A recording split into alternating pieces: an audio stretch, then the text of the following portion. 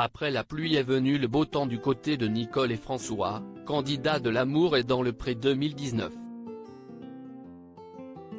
Après avoir vécu une fausse couche, la charmante brune est tombée enceinte de leur premier enfant.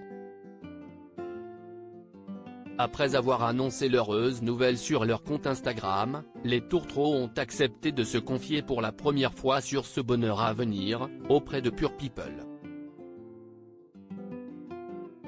Comment vous êtes-vous senti en découvrant le test positif de Nicole? J'avais des doutes comme j'avais du retard. J'étais contente et en même temps étonnée. On avait arrêté la démarche PMA parce que ça faisait beaucoup de choses en même temps et on avait d'autres projets. On a eu notre première visite mais vers la fin de l'année on a un peu laissé ça de côté. Au final, on a eu notre bébé naturellement. Je pense que si est le fait qu'on ait relâché la pression. Si est un bébé surprise. Comment avez-vous annoncé la bonne nouvelle au futur papa? Ce n'était franchement pas glamour, rire.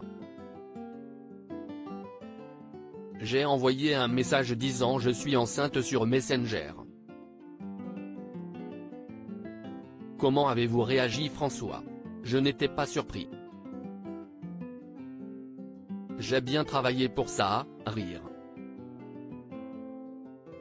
Plus sérieusement, je n'étais pas trop étonné non plus puisqu'elle m'avait dit qu'elle n'avait pas ses règles et que c'était étrange. Comment se passe votre grossesse Nicole jusqu'ici? Si est-il vrai que les 2 premiers mois, je me suis senti très fatigué. Et comme j'ai fait une fausse couche avant, je fais très attention. Je suis un peu parano. Je travaille dans un magasin animalier et il y a des sacs de 12 kilos à porter donc je ne les portais plus, je m'asseyais assez régulièrement, je faisais attention à l'alimentation et à bien m'hydrater. Là, je suis dans mon 4e mois donc je souffle un peu plus. Avez-vous eu des maux de grossesse hormis la fatigue? Avec les hormones, il y a des hauts et des bas. J'ai eu des maux de tête aussi mais ça va encore. Pas de nausées ou autre chose. Comment vivez-vous le fait que votre corps change?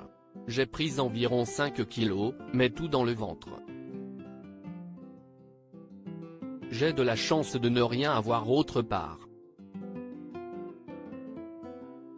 J'ai un peu pris de la poitrine aussi. Mais sinon tout est dans le ventre donc je le vis encore bien. Avez-vous des craintes? Nicole, non pas forcément.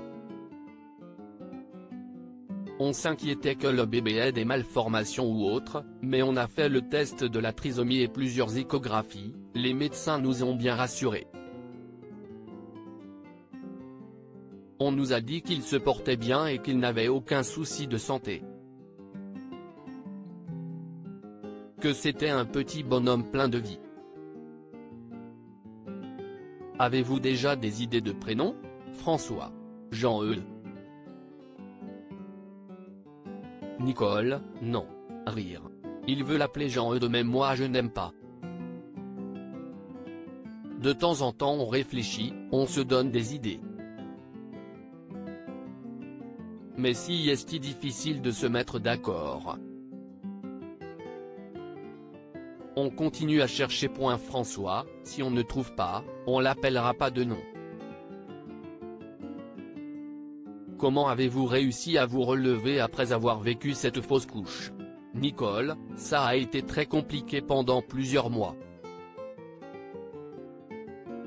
Avoir un super entourage est très important. Il y a eu ma sœur notamment qui a su trouver les mots, car elle avait fait 2 fausses couches avant d'avoir ses filles. Elle m'a rassuré en me disant que c'était des choses qui arrivaient. Qu'il ne fallait pas rester bloqué dessus et remonter la pente même si c'était difficile. Ça s'est passé juste avant le confinement donc je n'ai pas pu aller les voir mais j'étais aussi en contact avec une association qui s'appelle l'Espérance, en Vendée. François, je pense que ça a été plus difficile pour elle que pour moi, car si c'est elle qui portait le bébé. Je n'ai tellement vu que j'arrive à gérer pas mal de choses.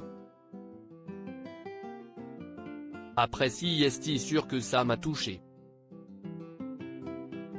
Et de voir Nicole triste, aussi. J'ai essayé de la soutenir comme je pouvais. J'ai fait de mon mieux. Contenu exclusif ne pouvant être repris sans la mention de Pure People. Comme